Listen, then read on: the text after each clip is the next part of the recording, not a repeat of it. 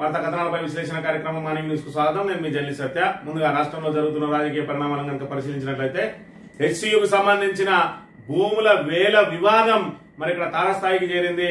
ఏదైతే అక్కడ మరి గ్రీనరీకి సంబంధించి లేక్స్, రాక్స్, అదే విధంగా మరి అరుదైన జంతువులు, పక్షులు ఉన్నాయి, వాటిని వేలం వేయద్దు అని అంటే మరి అసెంబ్లీ సాక్షిగా ఆయన జింకలు, మరి తాబేళ్లు అలాంటివి ఏమి లేవు కానీ గుంటనక్కలు ఉన్నాయని చెప్పి ముఖ్యమంత్రి ఏదైతే వ్యాఖ్యలు చేసిండో దాని మీద హెచ్సియు విద్యార్థులతో పాటు ప్రతిపక్షాలన్నీ కూడా తీవ్రంగా మరి ఆయన మీద విమర్శలు వ్యక్తం చేస్తున్న పరిస్థితిని మనం ఇక్కడ ప్రధానంగా గమనించవచ్చు. మరోవైపు ఇందిరాగాంధీ హయాంలో హెచ్సియుకు భారీగా భూములు కేటాయింపు చేస్తే రేవంత్ రెడ్డి అదే ఇందిరమ్మ పేరు చెప్పుకొని ఇందిరమ్మ రాజ్యం అంటూ ఆ భూములను అమ్మడానికి, తెగనమ్మడానికి ప్రయత్నం చేస్తున్నానని చెప్పి కూడా పెద్ద ఎత్తున విమర్శలు పడుతున్నాయి.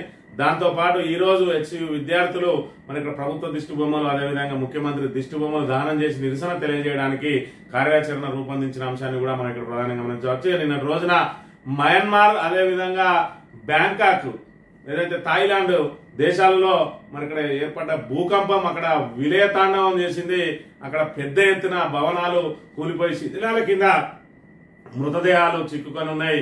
ఏదైతే సుమారు 200 మంది మృతి చెందిన కానీ మరి అధికారికంగా చెప్తున్నప్పటికీ ఇంకా అనధికారికంగా వేలాది మంది మరి వాటి కింద చిక్కుకొని క్షతగాత్రులు అయ్యే అవకాశం ఉన్నది, అదేవిధంగా మృత్యువాత పడే అవకాశం ఉన్నదని కూడా తెలుస్తా ఉన్నది.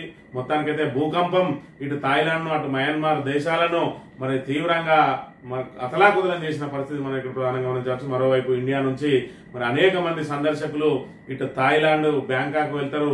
మరి ఇక్కడ రామగుండం ఎమ్మెల్యే కుటుంబం ఏదైతే ఆయన సతీమణి, ఆయన కుటుంబ సభ్యులు కూడా నిన్నటి రోజున భూకంపం జరిగిన సమయంలో బ్యాంకాక్ లోనే ఉన్నారు. వాళ్ళు క్షేమంగా మరి నిన్నటి రోజున ఎయిర్పోర్ట్ కు చేరినట్టుగా కూడా కొన్ని పత్రికల్లో వార్తా కథనాలు వచ్చిన అంశాన్ని మనం ఇక్కడ ప్రధానంగా గమనించవచ్చు.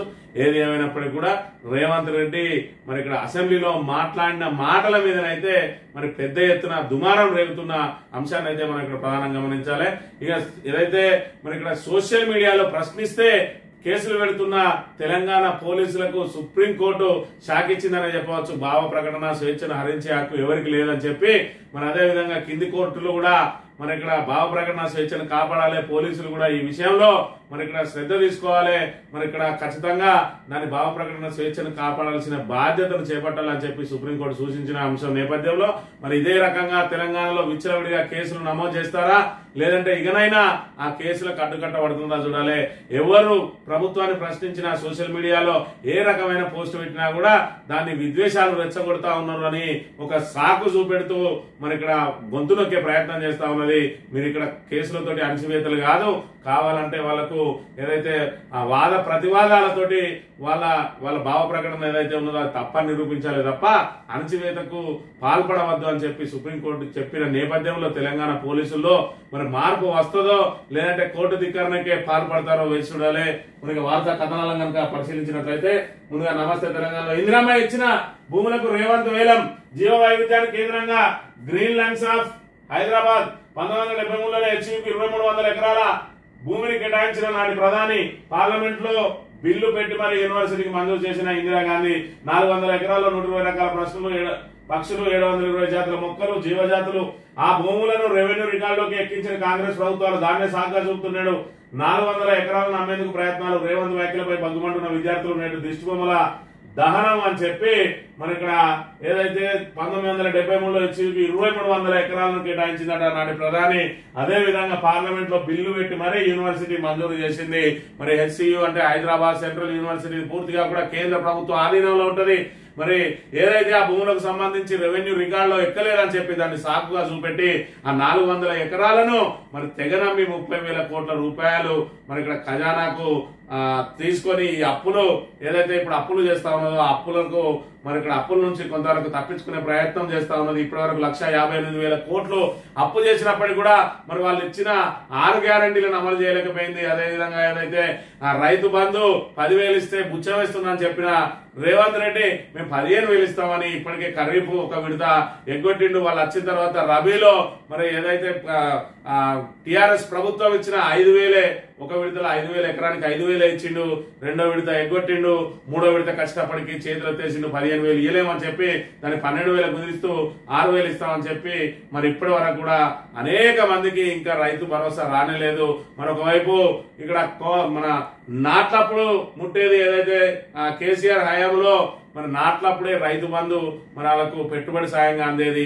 కానీ ఇప్పుడు కోతలు అయిపోతున్నా కూడా ఇప్పటి వరకు రైతు భరోసా అందని దుస్థితిలో ఈరోజు తెలంగాణ రైతాంగం ఉన్నది. ఒకవైపు రుణమాఫీ కాక మరోవైపు ఇక్కడ పెట్టుబడి సాయం అందక మరి ఇక్కడ ఏదైనా కుటుంబంలో రైతు కుటుంబంలో ఏ రకంగా మృత్యువాత పడ్డా కూడా మరి రైతు బీమా ద్వారా ఆ కుటుంబానికి ఆసరా ఉండేది. ఇప్పుడు ఏదైతే కాంగ్రెస్ ప్రభుత్వం వచ్చిన తర్వాత ఆ రైతు బీమా కూడా ఇప్పటి వరకు అందట్లేదు. దానికి సంబంధించిన కిస్తీ కూడా కట్టకపోవడం మూలంగానే ఆ ఇన్సూరెన్స్ సంస్థలు వాళ్లకు డబ్బులు ఇవ్వకుండా ఆపుతున్నాయని చెప్పి కూడా విమర్శలు వస్తున్న నేపథ్యంలో మరి ఇక్కడ సాగునీటికే ఇబ్బందులు పడుతూ ఉన్నది. ఇంకా నెల రోజులు ఎట్లా గడుచుడు అని చెప్పి రైతాంగం ఎదురు చూస్తా ఉన్నది. ఇప్పటికే పంట చేతికి వచ్చే సమయంలో పూర్తిగా ఎండిపోతున్న తరుణంలో పశువులకు మేతగా మారుస్తా ఉన్నారు. మరి పశువులను పొలాల్లో తోలుతుండగా మరి కొంతమంది రైతులు ఆ ఎండిన పంటను కోసుకుని పశువులకు మేతగా ఇస్తున్న దుస్థితి ఈ రోజు తెలంగాణ రాష్ట్రంలో నెలకొన్నది. దీనికి అందరికీ కూడా ప్రధాన కారణం మరి ఇక్కడ ఏదైతే ఆ జలకలతో నిండి ఉండే కాళేశ్వరం మరి ఇక్కడ జీవధారగా ఉండే తెలంగాణకు ఆ జీవధారను మరి ఎండబెట్టి ఏదైతే గోదావరిని ఎడారిగా మార్చి ఈ రోజు రైతుల కన్నీరు కార్పిస్తా ఉన్నది కాంగ్రెస్ ప్రభుత్వం అనే విషయాన్ని మనం ఇక్కడ ప్రధానంగా గమనించాలి. హెచ్సియు భూముల విక్రయం తెలియతప్ప నిర్ణయం, విధ్వంసాన్ని వెంటనే ఆపాలని కేటీఆర్ డిమాండ్ అని చెప్పి మరి ఇక్కడ చూసుకున్నట్టయితే ఏదైతే హెచ్సియులో 400 ఎకరాల భూముల్లో రిజర్వ్ ఫారెస్ట్ లేదు, పులులు లేవు, జింకలు లేవు, సింహాలు లేవు, గుండెనక్కలు మాత్రమే ఉన్నాయని చెప్పి అసెంబ్లీలో రేవంత్ రెడ్డి ఏదైతే చెప్పిండో దానికి సంబంధించి క్షేత్రస్థాయిలో అంటే సర్కార్ వాదన ఈ విధంగా ఉంటే క్షేత్రస్థాయిలో అసలు వాస్తవం ఏ విధంగా ఉన్నది అంటే అసెంబ్లీలో ముఖ్యమంత్రి రేవంత్ రెడ్డి మాట్లాడిన తీవ్ర అభ్యంతరకరం. ఎస్సీలో ఉన్నది గుండెనక్కలేనంటూ సీఎం చేసిన వ్యాఖ్యలను తీవ్రంగా ఖండిస్తున్నాం. హైదరాబాద్ సెంట్రల్ యూనివర్సిటీలో 720 జాతుల అరుదైన మొక్కలు, 10 జాతుల క్షీరదాలు, 15 జాతుల సరీసృపాలు, 200 జాతుల పక్షులున్నాయి, వందలాది మచ్చల జింకలు, వేలాది నెమళ్లు, నక్షత్రం తాబేళ్లు స్వేచ్ఛగా విరుస్తున్నాయి. సీఎం ఇక్కడికి వస్తే ఆయనకు స్వయంగా చూపిస్తామని చెప్పి యూనివర్సిటీ విద్యార్థులు మరి ఇక్కడ ఆయన చేసిన వ్యాఖ్యలను వెనక్కి తీసుకోవాలని చెప్పి తీసుకొని క్షమాపణ చెప్పాలని కూడా డిమాండ్ చేస్తా ఉన్న పరిస్థితిని మనం ఇక్కడ చూడాలి. హెచ్సియు అంటే ఇక్కడ హైదరాబాద్ కాంక్రీట్ జనరల్ గా మారుతున్న తరుణంలో ఇలాంటి కొన్ని ప్రదేశాలే ఈ రోజు మరి అక్కడ ఆక్సిజన్ అందిస్తూ ప్రజల జీవ వైవిధ్యాన్ని కొంతవరకు అరికట్టడానికి ఇలాంటి ప్రదేశాలే కారణంగా మనం ఇక్కడ భావించు నగరం నడిబొడ్డున ఉన్న ఈ 400 ఎకరాలను అమ్మి సొమ్ము చేసుకుని దీన్ని కాంక్రీట్ జంగల్లా మార్చే ప్రయత్నం చేస్తా ఉన్నది రేవంత్ రెడ్డి ప్రభుత్వం. దీని ద్వారా పూర్తిగా అసలు ప్రజలకు ఆక్సిజన్ అంటే మళ్ళీ కొనుక్కోవాల్సిన దుస్థితి ఏర్పడే ప్రమాదం ఉన్నది. ఇలాంటి అరుదైన భూములను ఇప్పటికైనా జాతి సంపదగా కాపాడాల్సిన బాధ్యత ఉన్నది. మరి ఇక్కడ ఎలక్షన్లకు ముందు ప్రతిపక్షంలో ఉన్న సమయంలో మరి తాత ముత్తాతల వనరులన్నీ అమ్ముతా ఉన్నారని చెప్పి కాంగ్రెస్ ఆ రోజు గగ్గోలు పెట్టింది. ఈ రోజు తాము వచ్చిన వెంటనే మరి ఇక్కడ 400 ఎకరాల భూములను ఇక్కడ తెగనమ్మడానికి ప్రయత్నం చేస్తున్న పరిస్థితిని మనం ఇక్కడ చూడవచ్చు. ఈ ఒకవైపు భూములు అమ్ముకోవడం, మరోవైపు తనకు సంబంధించిన వాళ్ళకే మన టెండర్లు దారాదత్తం చేయడం కూడా ఈ రేవంత్ రెడ్డి ప్రభుత్వంలో నిత్యకృత్యంగా మారింది. ఒకవైపు మరి ఈస్ట్ ఇండియా కంపెనీతో పోల్చిండు ఆ రోజు మెగా ఇంజనీరింగ్ లిమిటెడ్ ను. ఇవాళ చూసుకున్నట్టయితే ఆయన టెండర్లన్నీ కూడా మెగాకే అప్పచెప్పుడుతా ఉన్నాడు గబ్బగుత్తగా.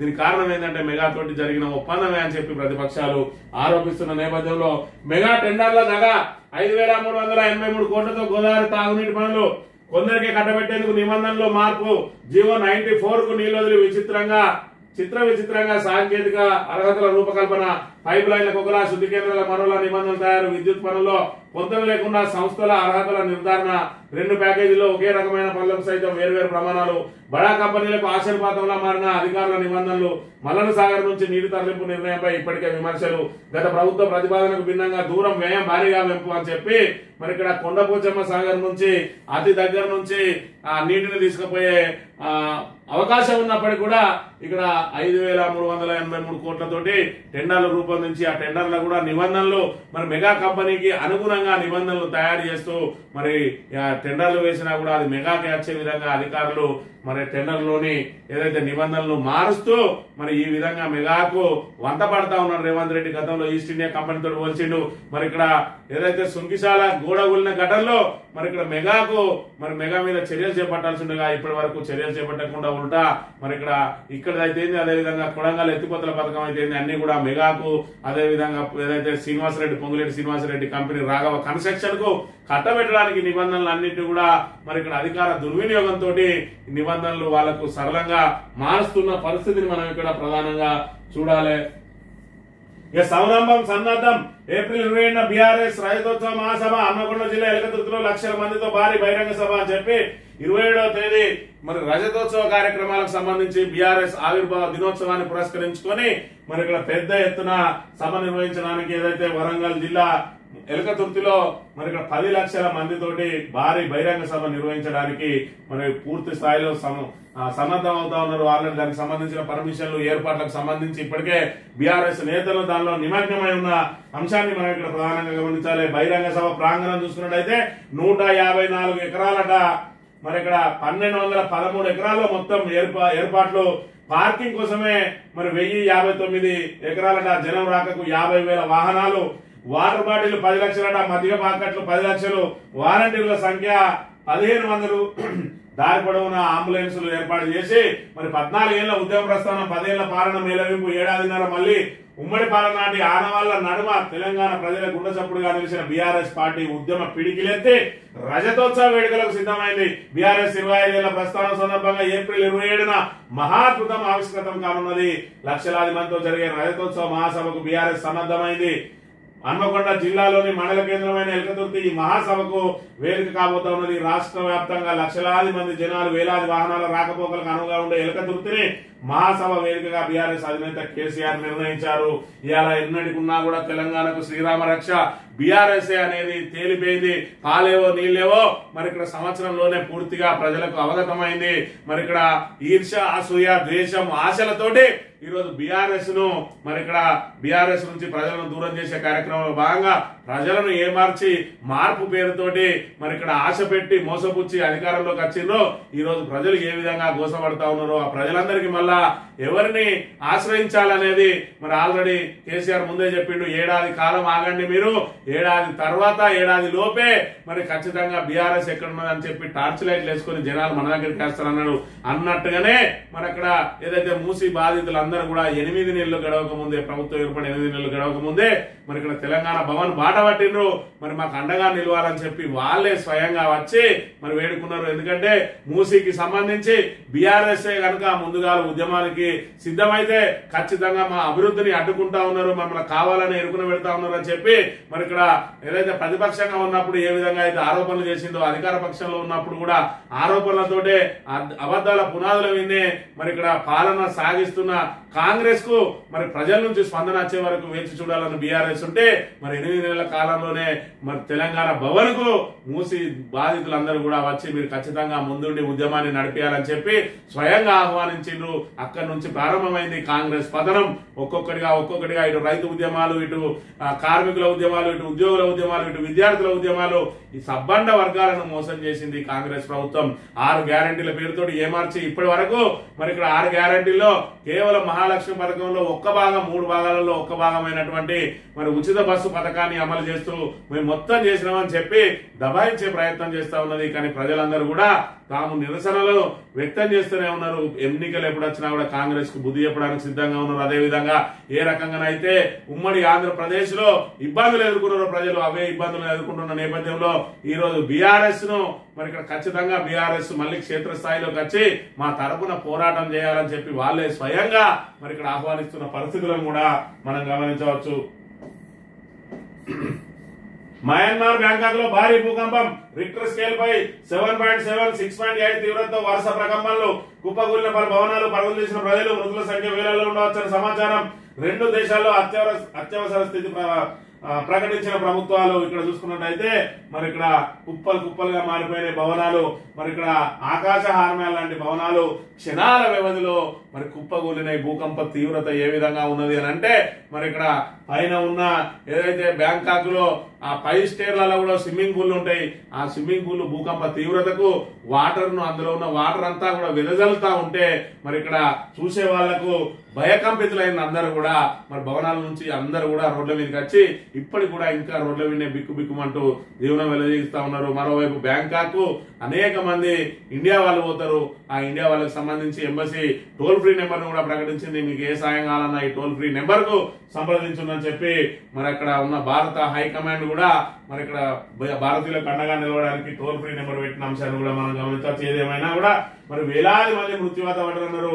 ఇప్పటి వరకు అధికారికంగా అయితే ప్రకటించలేదు కానీ 200 లోపే మరణాలుంటాయి, 732 మంది గాయాలంటున్నారు. కానీ మరి ఇక్కడ వేలాది మంది ఏదైతే ఆ శిథిలాలు తొలగించిన తర్వాత అసలు లెక్కలు బయటకు వచ్చే అవకాశం ఉన్నది. మొత్తానికైతే మరి ఇక్కడ మయన్మార్ అయితే అదేవిధంగా బ్యాంకాక్ అయితే కేవలం పర్యాటక రంగం మీద ఆధారపడి జీవించే ఆ దేశాలు మరి ఈ రోజు పెద్ద ఎత్తున మన నష్టాన్ని అయితే చవి చూస్తా ఉన్నాయి. పెద్ద ఎత్తున ఇక్కడ విలయ తాండవం చేసింది అక్కడ భూకంపం అనే విషయాన్ని మనం ఇక్కడ చూడాలి.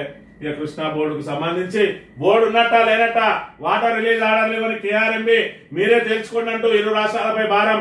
ఇప్పటికే నీటిని తరలించకపోతున్న ఏపీ ఎంత చెప్పిన కాంగ్రెస్ సర్కార్ పెడచెవిన నిలువరించే ప్రయత్నమే చేయని ప్రభుత్వం సాగు రాయకట్లో సాగు ప్రశ్నార్థకం అని చెప్పి మరి చేతుల 10 సంవత్సరాల పాటు కేఆర్ఎంబి మరి ఎంత ఒత్తిడి తెచ్చినా కూడా కృష్ణా ప్రాజెక్టులను కేఆర్ఎంబి చేతికి అప్పచెప్పకుండా కేసీఆర్ ఎదురొడ్డి నిలబడితే రేవంత్ రెడ్డి వచ్చి రావడంతో చేతులెత్తేసిండు. మరి కృష్ణా ప్రాజెక్టులను తీసుకొచ్చి దాని మెయింటెనెన్స్ దాని మన చేతిలో ఉన్న పవర్లన్నింటినీ కూడా తీసుకుపోయి కేఆర్ఎంబి చేతిలో పెట్టడంతో ఇవాళ ఏపీ ఏదైతే కేంద్రంలో కీలక పాత్ర పోషిస్తా ఉన్నదో మరి ఇక్కడ తెలుగుదేశం అధ్యక్షుడు తెలుగుదేశం పార్టీకి సంబంధించిన ముఖ్యమంత్రి ఏపీ ముఖ్యమంత్రి యథేచ్ఛగా నీటిని దోసుకుపోతా ఉన్నాడు. అయినప్పటికీ కూడా మరి ఇక్కడ కృష్ణా ప్రాజెక్టుల నుంచి మనకు రావాల్సిన వాటాను తీసుకురావడంలో కాంగ్రెస్ విఫలమైంది. మరోవైపు జలచౌర్యానికి పాల్పడుతున్న మన అక్కడ ఏపీని కూడా నిలువరించలేకపోతా ఉన్నది. ఏమనంటే గత ప్రభుత్వం మీద ఇంకా ఆరోపణలు చేస్తా ఉంటాడు.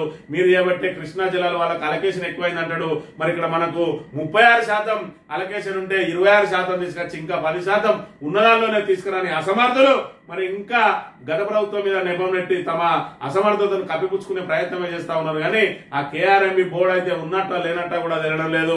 మరి ఇక్కడ ఈ జల చౌర్యాన్ని అరికట్టి మరి సమపాలలో పంపిణీ చేయాలి. ఎవరి వాటాను వాళ్ళకి అప్పగించే విధంగా ఎవరెంత తీసుకోవాలని నిర్ణయం చేయాల్సిన కేఆర్ఎంబి మీరే మాట్లాడుకొని తేల్చుకోండి అని చెప్పి చేతులెత్తేయడంతో కృష్ణా ప్రాజెక్టులు మరి కేఆర్ఎంబి చేతికి అప్పచెప్తే మన తెలంగాణ ఏ విధంగా దెబ్బతింటుందని అన్ని రోజులు కేంద్రంతో మరి ఇక్కడ గొడవ పెట్టుకొని మరి కేఆర్ఎంబికి అప్పచెప్పకుండా కేసీఆర్ ఉంటే వచ్చి రావడంతో కేఆర్ఎంబికి అప్పచెప్పి ఈ రోజు రైతులను మరి దగా చేసింది రేవంత్ రెడ్డి ప్రభుత్వం అనే విషయాన్ని మనం ఇక్కడ ప్రధానంగా గమనించాలి. ఇక నిలగడసినట్లా అడుగంటిన జలాశయాలు పొట్టదశలో వరి పొలాలు కృష్ణా బేసిన్ లో పరిస్థితి మరీ దారుణం. గోదావరి బేసిన్ లో తాగునీటికి లభ్యత మధ్యధరా ప్రాజెక్టులది అదే పరిస్థితి. రాష్ట్రమంతా పడిపోయిన భూగర్భ జలాలు సాగునీరు అందక ఎండుతున్న పంటలు అయినా దృష్టి సారించని రేవంత్ సర్కార్. ఇక్కడ మనకు ప్రధానంగా 2 ఉంటాయి. ఒకటేమో గోదావరి బేసిన్, రెండేమో కృష్ణా బేసిన్. కృష్ణా బేసిన్ కి సంబంధించి ఇక్కడ చూసుకున్నట్టయితే కేఆర్ఎంబి చేతిలో పెట్టి మరి ఇక్కడ అసమర్థ ప్రభుత్వం ఇక్కడ వేడుక చూస్తా ఉన్నది.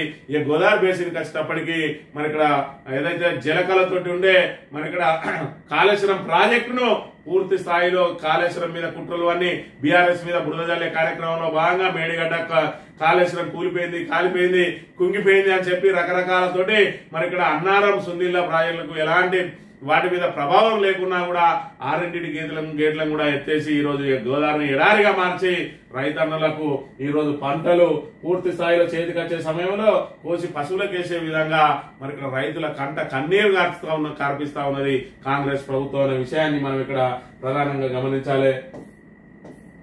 ఇక సిరిసిల్లపై మరో కుట్ర. పిఎస్సిఎస్ కొనుగోలు కేంద్రాలకు బ్రేక్. ఎరువులు విత్తనాలు విక్రయాలు బంద్. ధాన్యం సేకరించవద్దంటూ ఆదేశాలు. ఉన్నతాధికారి వివాదాస్పద నిర్ణయం. వేములవాడ నియోజకవర్గంలో కొనసాగింపు. కేటీఆర్ ను కలిసిన సింగిల్ విండో చైర్మన్లు. సిరిసిల్ల అంటే మరి ఇక్కడ పూర్తి స్థాయిలో అది కేటీఆర్ కు సంబంధించిన నియోజకవర్గం కాబట్టి అక్కడ జనాలను వేధిస్తే కేటీఆర్ ను వేధించినట్టు మరి ఇక్కడ అధికారులు ఫీల్ అవుతా ఉన్నారు. ఏదైతే ఆ ప్రభుత్వ ప్రాపకం పొందడం కోసం రేవంత్ రెడ్డి ప్రాపకం పొందడం కోసం అక్కడ ఉన్న కలెక్టర్ కూడా వివాదాస్పద నిర్ణయాలు తీసుకుంటా ఉన్నాడు. కేటీఆర్ టీ స్టాల్ అంటే అక్కడ నుంచి డబ్బాకు డబ్బా తీసేసి ఆయన నోట్లో మట్టి కొట్టే ప్రయత్నం చేస్తే చివరికి కేటీఆర్ మళ్ళొక టీ స్టాల్ పెట్టించి అండగా నిలిచిండు. మరోవైపు అక్కడ ఉన్న పాల కేంద్రాలను మూసేయించే ప్రయత్నం చేసిండు. తాజాగా పిఎస్సిఎస్ కు మరి ఇక్కడ వడ్ల కొనుగోలు కేంద్రాలను కేటాయించకుండా పిఎస్సిఎస్ లను నిర్వీర్యం చేయాలని అనుకుంటా ఉన్నాడు. ఒక వ్యక్తికి సంబంధించి వ్యక్తి మీద కుట్రవన్నీ కార్యక్రమంలో భాగంగా ఆ నియోజకవర్గ ప్రజలందరినీ వేధించడం ఎంతవరకు సమంజసం అనేది అటు ఉన్నతాధికారులు కానీ ఇటు ప్రభుత్వం కానీ ఒకసారి పునరాలోచన చేసుకోవాలి. మీ ప్రభుత్వ పనులు కనుక మంచిగా ఉంటే మరి ఇక్కడ మీకు ఓట్లేస్తారు, కానీ అక్కడ ఈ నాయకుడిని మీరు ఎన్నుకున్నట్టయితే మిమ్మల్ని ఇదే విధంగా వేధిస్తాం. రాబోయే రోజులలో ఆ నాయకుడికి మీరు ఓట్లు వేయకుండా ఉండడం కోసమే మేము వేధిస్తున్నాం అంటే ఆ వేధింపులు ఎక్కువైతే మీకే అది ఉరితాడుగా మారుతుంది అనే విషయాన్ని ప్రభుత్వ పెద్దలు గుర్తుపెట్టుకోవాలి. ఇది ఎక్కడ బిల్లునావు అమల్లోకి వచ్చిన 8 రోజులైనా పదే లోటుపాట్లు. ఓసీ టీడీఆర్లతో అదనపు అంతస్తులు కావాలని ఆప్షన్. వచ్చే నెల 2 నుంచి డీజీ బీపాస్ విధానానికి స్వస్తి. కొత్త నిబంధనలతో పాటు సవరించిన అధికారులు. కొత్త విధానంలో లోపాలు సవరించిన అధికారులు హడావిడి నిర్ణయాలపై నిర్మాణదారుల అసంతృప్తి అని చెప్పి మరి ఇక్కడ టిఎస్ బీపాస్ అని చెప్పి అప్పుడు ప్రవేశపెట్టింది బీఆర్ఎస్ ప్రభుత్వం. ఏదైతే నూతన నిర్మాణాల కోసం అనుమతికి తక్షణం అంటే సింగిల్ విండో పద్ధతిలో అనుమతులు ఇవ్వడానికి టిఎస్ బీపాస్ పెడితే మరి టిఎస్ బీపాస్ ద్వారానే మేము కూడా పాలన చేస్తే అదంతా బీఆర్ఎస్ కి లబ్ధి పొందే అవకాశం ఉంటుందని చెప్పి దాన్ని బిల్లు నవ్ అని ఒకటి తెచ్చిండు. ఆ బిల్లు నవ్ అనేది తెచ్చింది మరి సరిగ్గా ఉన్నదంటే ఆ లోటుపాట్లను ఏవి సవరించకుండానే మరి తెచ్చిండు. దానిలో అనేక రకాల ఆప్షన్లు లేవట. ఇటు ధరణిని మారుతాలే, ఎందుకంటే ధరణి అంటే కేసీఆర్ ముద్ర ఉంటుందని చెప్పి భూభారం చెప్తామంటా ఉన్నారు. ధరణిలో అయితే మరి ఇక్కడ కొంతవరకు లోపాలు ఉండవచ్చు, కానీ ఆ లోపాలను సవరించాల్సింది పోయి మరి ఉన్న భూములన్నింటినీ కూడా మళ్లీ విఆర్ఓ వ్యవస్థ ఆర్ఐల వ్యవస్థను తీసుకొచ్చి వాళ్ళు మళ్లీ మాన్యువల్ పహారీలను తీసుకొచ్చి ఎవరి భూములు ఎవరైనా ఆక్రమించుకునే విధంగా ఆక్రమణదారు కాలం కూడా పెట్టి మరి భూములకు మళ్లీ రక్షణ లేకుండా చేసే ప్రయత్నం చేస్తా ఉంది కాంగ్రెస్ ప్రభుత్వం అనే విషయాన్ని కూడా మనం చూడాలి. తెలంగాణ దినపత్రిక విషయానికి వస్తే భూకంపానికి సంబంధించిన వార్తను ప్రధానంగా ప్రచురించగా నిన్నటి రోజున మరి ఇక్కడ మేధావులు జర్నలిస్టులు వీళ్ళందరూ కూడా ఏర్పాటు చేసిన సమావేశంలో గ్రూప్ 1 పోస్టులు అమ్ముకున్నారు. సిబిఐతో విచారణ జరిపించాలి, సీఎం అపాయింట్మెంట్ ఇవ్వడం లేదు, 30 లక్షల మంది పిల్లల జీవితాలు ఆగమాగం, కోదండరాం వరగోపాల్ ఎక్కడ పోయినరు, మేధావులు ఏమైనా చచ్చిపోయినా, డీజీపీఎస్సీ చైర్మన్ ఏమైనా తీవ్రవాద పిల్లల్ని ఎందుకు కలవడం లేదు, ప్రెస్ క్లబ్ లో మీడియాతో తెలంగాణ విఠల్ అశోక్ అని చెప్పి మరి ఇక్కడ గ్రూప్ 1 పోస్టులు అమ్ముకున్నారట. గ్రూప్ 1 పోస్టుల మీద అనేక వివాదం నడుస్తా ఉన్నది. మరి ఇక్కడ 50% మార్కులు ఇప్పటి వరకు గ్రూప్ 1 లో దేశవ్యాప్తంగా ఎక్కడ కూడా రాలేదు.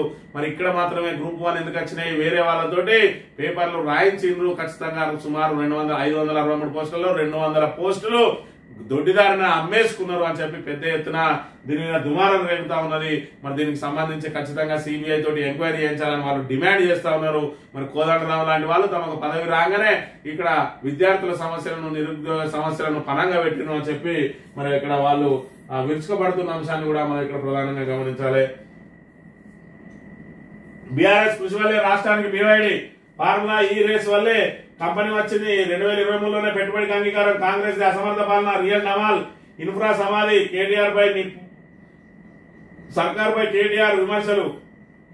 రాష్ట్రానికి బీవైడి కార్ల సంస్థ పెట్టుబడి పెట్టేందుకు ముందుకు రావడం పట్ల బీఆర్ఎస్ వర్కింగ్ ప్రెసిడెంట్ కేటీఆర్ సంతోషం వ్యక్తం చేశారు. బీఆర్ఎస్ ప్రభుత్వ కృషితోనే తెలంగాణకు బీవైడి సంస్థ వచ్చిందని వారు బీఆర్ఎస్ చేసిన కృషి వల్లే నేడు ఫలితం దక్కిందన్నారు. 2023లోనే $10 బిలియన్ పెట్టుబడి పెట్టేందుకు బీవైడి ఒలెక్ట్రా సంస్థలు అంగీకరించాయని తెలిపారు. దిగ్గజ కంపెనీ భారీ పెట్టుబడులతో యువతకు ఉపాధి అవకాశాలు వస్తాయని తెలిపారని చెప్పి మరి ఫార్ములా ఈ రేసు రెండోసారి కొనసాగించే అవకాశం ఉన్నా కూడా మరి ఇక్కడ రేవంత్ రెడ్డి ప్రభుత్వం నిరాకరించింది.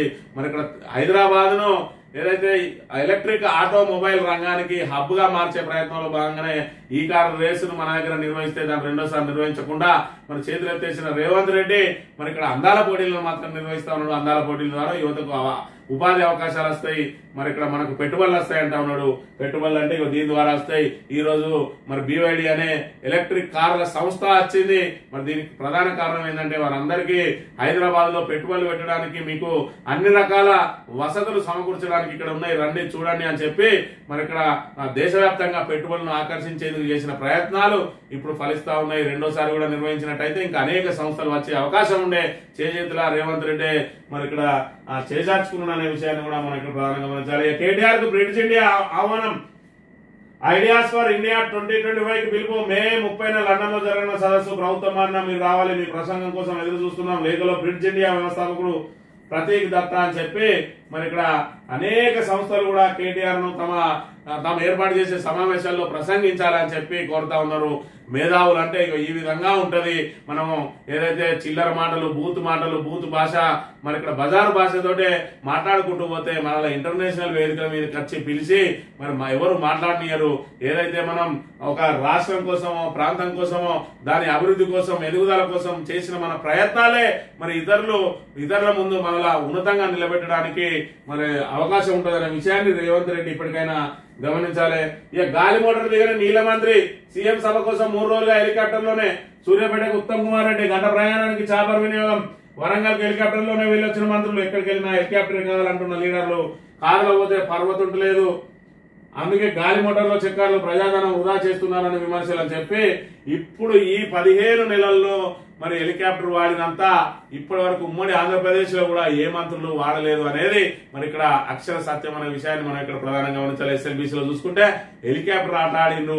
పైనుంచి లోపల అండర్ గ్రౌండ్ లో మరి వాళ్ళు చిక్కుకొని మృత్యువాత పడితే పైనుంచి వీళ్ళు ఏరియల్ సర్వే చేస్తారు. మరి ఏరియల్ సర్వే చేయడానికి అదేమన్నా ఆ ప్రాజెక్టా నదే అనే విషయాన్ని కూడా తెలియకుండా మరి ఇక్కడ ఆ పైనుంచి చక్కర్లు కొడుతారు. అంటే హెలికాప్టర్ ఆట పొద్దున ఓవుడు, సాయంత్రం వచ్చుడు, బేగంపేట నుంచి హెలికాప్టర్ ఎక్కుడు, మరి అక్కడ ఎస్ఎల్బీసీ దగ్గర దిగుడు, ఈవినింగ్ ఎస్ఎల్బీసీ ఎక్కి బేగంపేట దిగుడు. మరి హోంమంత్రి, ఇన్స్పెక్టర్ హోంమంత్రి రోజు హెలికాప్టర్ ఆట ఆడుకుంటూ తిరుగుతా ఉన్నారు. ఏదైతే బర్త్డేలకు వెళ్లాలన్నా కూడా గాలి మోటార్లోనే వెళ్తా ఉన్నారు. ఈ రకంగా ప్రభుత్వ ధనాన్ని దుర్వినియోగం చేస్తా ఉన్నారు. గతంలో చూసుకున్నట్టయితే ఒక హెలికాప్టర్ కేవలం ముఖ్యమంత్రి మాత్రమే వాడేది. మరి ఇక్కడ చూసుకున్నట్టయితే మంత్రులు ఏకంగా హెలికాప్టర్ ఆటలే ఆడుకుంటూ తిరుగుతా ఉన్నారు అనే విషయాన్ని మనం ఇక్కడ ప్రధానంగా గమనించాలి. ఇక వరంగల్ దద్దరిల్లిపోవాలి, మహా కుంభమేళను తలపించాలంటే ఇవాళ బీఆర్ఎస్ కు బ్రహ్మరథం పట్టడానికి జనమందరూ కూడా సిద్ధంగా ఉన్నారు. బీఆర్ఎస్ ఏ కార్యక్రమం ఏర్పాటు చేసినా కూడా మరి పెద్ద ఎత్తున ప్రజల నుంచి స్పందన లభిస్తున్నది. మొన్నటికి మొన్న కేటీఆర్ కేవలం 1000 మందితోటి మరి ఇక్కడ ముఖ్య కార్యకర్తల సమావేశం ఏర్పాటు చేద్దామంటే సుమారు 10,000 మంది మరి అక్కడ పోటెత్తిన విషయాన్ని మనం ఇక్కడ ప్రధానంగా చూడాలి. ఇక మేము ఆ రిపోర్ట్ ఇయ్యలే. స్మితా సబర్వాల్ నిధులు దుర్వినియోగం చేశారంటూ మీడియాలో వచ్చిన వార్తలు అవాస్తవం. జయశంకర్ అగ్రికల్చర్ యూనివర్సిటీకి కాగు లేక ఆ వివరాలపై కాగు ఆడిట్ చేయలేదని క్లారిటీ. ఆడిట్ లోనూ ఆ నెంబర్ కారు లేదని స్పష్టం. కావాలనే నెంబర్ పెట్టారన్న కాదని చెప్పి స్మితా సబర్వాల్ అంటే మన అక్కడ బీఆర్ఎస్ ప్రభుత్వంలో కీలక ఐఏఎస్ అధికారిగా కొనసాగింది. ఆమెను విమర్శిస్తే బీఆర్ఎస్ విమర్శించినట్టే అని చెప్పి అడ్డగోలుగా తప్పుడు పత్రాలను సృష్టించుకుంటూ మరి ఇక్కడ ఆమె సొంత కారుకు సుమారు 10 నుంచి 15 లక్షల రూపాయలు డ్రా చేసిందని చెప్పి కాగ్ రిపోర్ట్ అంటూ మరి ఇక్కడ ఏదైతే రేవంత్ రెడ్డి తోక ఛానళ్లు మరి యూట్యూబ్ ఛానళ్లు పెద్ద ఎత్తున ప్రచారం చేసిన చివరికి తేలింది ఏంటంటే అది మేము కాగ్ రిపోర్ట్ లో ఆ నెంబరే లేదు, అదంతా తప్పుడు పత్రాలని చెప్పి కాగు వివరణ ఇచ్చిన అంశాన్ని కూడా మనం ఇక్కడ ప్రధానంగా చూడవచ్చు. సాక్షి దినపత్రిక విషయానికి వస్తే పేక మేడలా కూలిపోయినాయని చెప్పి దానికి సంబంధించిన వార్తలు ప్రచురించింది. అదేవిధంగా టీచర్లకు ప్రవేశ పరీక్ష రాబోయే ఎండాకాలంలో మరి టీచర్లు అందరూ కూడా స్పెషల్ డ్రైవ్ నిర్వహించి ఎంతమంది ఎక్కువ మంది విద్యార్థులను ప్రభుత్వ పాఠశాలల్లో చేర్పిస్తే వాళ్ళకు గ్రేడింగ్ పాయింట్లు ఇచ్చి వాళ్ళకు ప్రమోషన్లలో అదేవిధంగా బదిలీలో ప్రాధాన్యత కల్పిస్తామని చెప్పి ఆక్యుపెన్సీ పెంచడానికి మరి ఇక్కడ ఉన్నతాధికారులు ప్రయత్నం చేస్తున్న అంశాన్ని కూడా మనం ప్రధానంగా గమనించాలి. బేస్మెంట్ పూర్తయితే వెంటనే 1,00,000 ఇందిరమ్మ ఇళ్ల గ్రౌండింగ్ వేగవంతం చేయాలి. ఉమ్మడి వరంగల్ జిల్లా భేటీలో మంత్రులు ఎమ్మెల్యేలతో సమీక్షలో మంత్రి పొంగులేటి శ్రీనివాసరెడ్డి అని చెప్పి ఇందిరమ్మ ఇళ్ల మీద ఇప్పటి వరకు కూడా బేస్మెంట్ పూర్తయి మరి బిల్లుల కోసం తిరుగుతుంటే దానికి విధి విధానాలు రాలేదని చెప్పి చెప్తా ఉన్నారు. మరోవైపు వీళ్ళు ప్రకటనలు మాత్రం మరి ఆ అధికారంలోకి వచ్చిన మొదటి నుంచి మొదలు పెట్టుకుని ఇప్పటి వరకు కూడా ఇంకా ఇందిరమ్మ ఇళ్ల మీద విధి విధానాలు రూపొందించడానికి ఎప్పుడు ఏ పైసలు ఇవ్వాలి, ఎప్పుడు ఏం చేయాలి, అసలు ఎక్కడి నుంచి తేవాలి, ఎన్ని పైసలు కేటాయించిండ్రు ఏది లేకుండా అస్పష్టతతోటి ప్రజలను నానా ఇబ్బందులకు గురి చేస్తూనే ఉన్నారు. నియోజకవర్గానికి 3500 ఇళ్లు అన్నారు. మరి ఇక్కడ మండలానికి ఒక ప్రాజెక్టు ఏదైతే మండలానికి ఒక గ్రామాన్నే పైలట్ ప్రాజెక్ట్ గా తీసుకున్నారు. మరి ఈ పైలట్ ప్రాజెక్ట్ ఎన్నడూ పూర్తి కావాలి, ఆ తర్వాత మిగతా గ్రామాలలో ఇందిరమ్మ ఇల్లు ఎప్పుడు మరి గ్రౌండింగ్ కావాలి, ఎప్పుడు మొదలు కావాలి, వాళ్ళకి ఎన్నడూ బిల్లులు రావాలి. మీ 5 ఏళ్ల పాలనలో కనీసం ఒక్క విడత అయినా ఇందిరమ్మ ఇళ్లను పూర్తి చేసే అవకాశం ఉన్నదా అని చెప్పి మరి ఇక్కడ ప్రజానీకం ఎదురు చూస్తున్న పరిస్థితిని మనం ఇక్కడ ప్రధానంగా గమనించాలి. ఆంధ్రజ్యోతి విషయానికి వస్తే కులోన్మాద హత్య, తన కూతురును ప్రేమిస్తున్నానని యువకుడిని గొడ్డలతో నరసింహ తండ్రి పెద్దపల్లిలో దారుణం. యువకుడు కూతురు బర్త్డే విషయం చెప్పడం, అతడితో కేక్ కట్ చేయించడంతో ఆగ్రహం.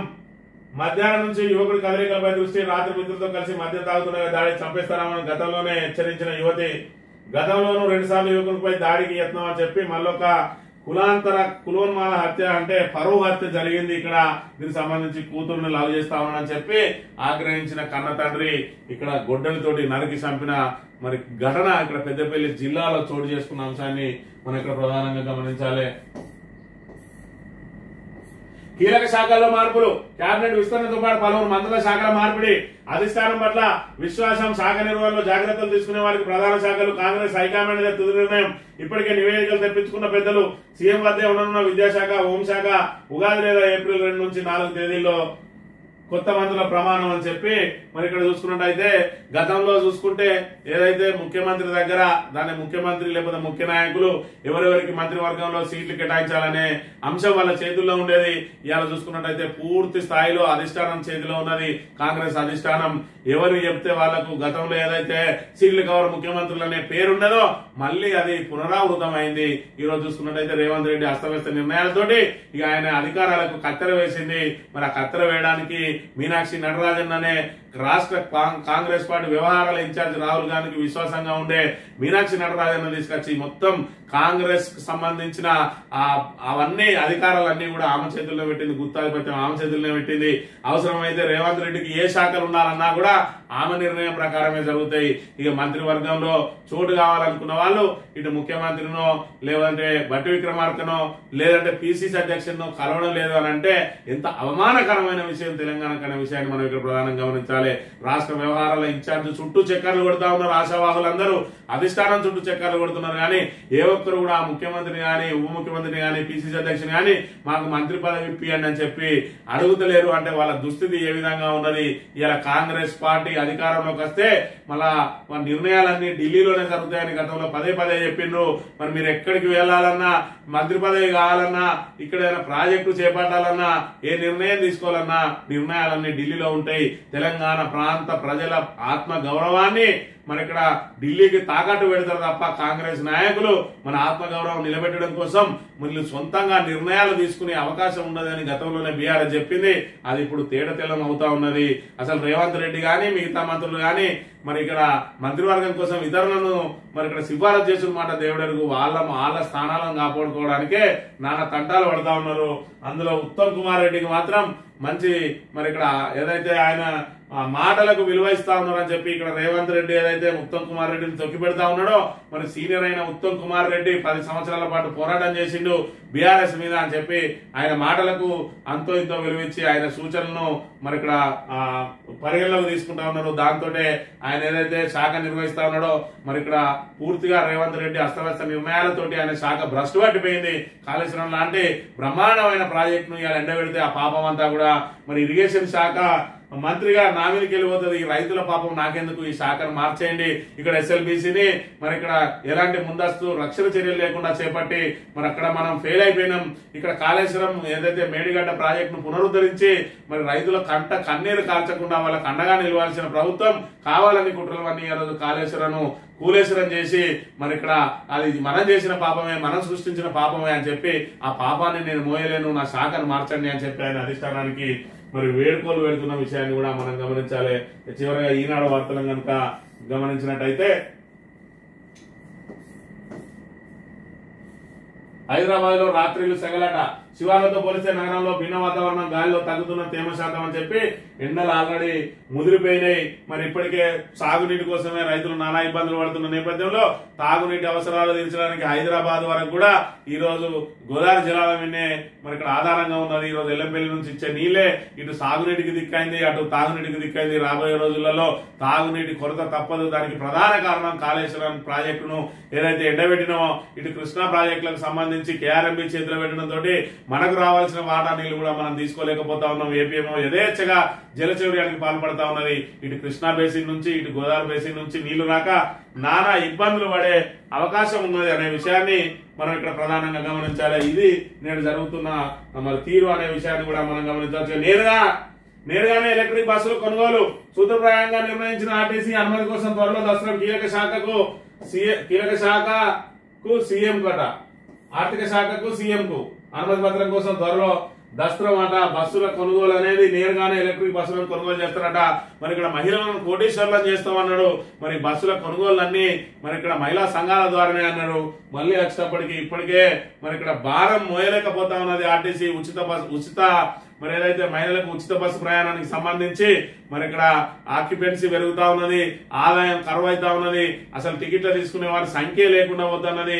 బస్సు ఎక్కితే దాని నిండా మహిళలే ఉంటా ఉన్నారు. ఈ నేపథ్యంలో మరి ఉచిత ప్రయాణాన్ని ఏ విధంగా తగ్గించుకోవాలని చెప్పి అన్నిట్లో కూడా మరి ఇక్కడ మహిళల సంఖ్యను తగ్గించే ప్రయత్నాన్ని చేస్తా ఉన్నారు. బస్సులలో ఎలక్ట్రిక్ బస్సులని వాటికి లగ్జరీలని పేర్లు పెట్టి ఈ రోజు మరి ఇక్కడ ఉచిత బస్సు ప్రయాణం నుంచి తప్పించుకునే ప్రయత్నం చేయబోతున్నదనే అంశాన్ని కూడా మనం ఇక్కడ ప్రధానంగా గమనించాలి. ఇక ఊట నీరే పంటకు ఊపిరి అని చెప్పి వికారాబాద్ జిల్లా అనంతగిరిలో ఉంటే మూసీ నది, ఆ మూసీ నది కూడా ఏ విధంగా ఎండిపోతా ఉన్నది. ఆ నది లోపల మరి ఇక్కడ బావులు తవ్వుకొని ఆ వీటితోటి పంటలు పండించుకోవడానికి ప్రయత్నం చేస్తా ఉన్నారు రైతులు. అని అంటే రైతుల దుస్థితి ఏ విధంగా ఉన్నది తెలంగాణ ప్రాంతంలో అనే విషయాన్ని మనం ఇక్కడ ప్రధానంగా గమనించాలి. ఒకవైపు మరి ఇక్కడ ఏదైతే పెట్టుబడి సాయం అన్నది, మరోవైపు రైతు బీమా లేదు, రైతుకు ధీమా లేదు, మరోవైపు రుణమాఫీ చేస్తానని ఆశల పల్లెకిలో ఊరేగించి సగం మందికే రుణమాఫీ చేసి చాప చుట్టేసింది రేవంత్ రెడ్డి ప్రభుత్వం.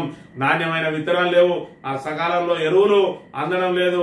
విద్యుత్ విషయంలో చూసుకున్నట్టయితే నిరంతరం మరి ఇక్కడ విద్యుత్ కొరతతో పాటు మరి అదే విధంగా లో వోల్టేజ్ తోటి ట్రాన్స్ఫార్మర్లు గాలిపోతూ భుజాల మీద మోసుకుంటూ రైతులు ట్రాన్స్ఫార్మర్ మార్చుకోవాల్సిన దుస్థితి ఏర్పడ్డది.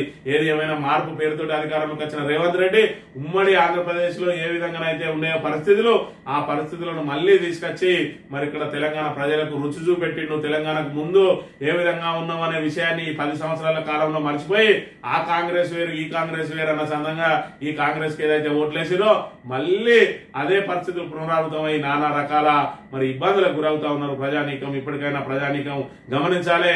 కాంగ్రెస్ కు హటావో తెలంగాణకు బచావో అనే నినాదంతో మరి తెలంగాణ ప్రజానీకం అంతా కూడా ముందుకు సాగాలని కోరుతూ ఇది ఈ రోజు మార్నింగ్ న్యూస్. తిరిగి వెళ్తాం. Thank you very much.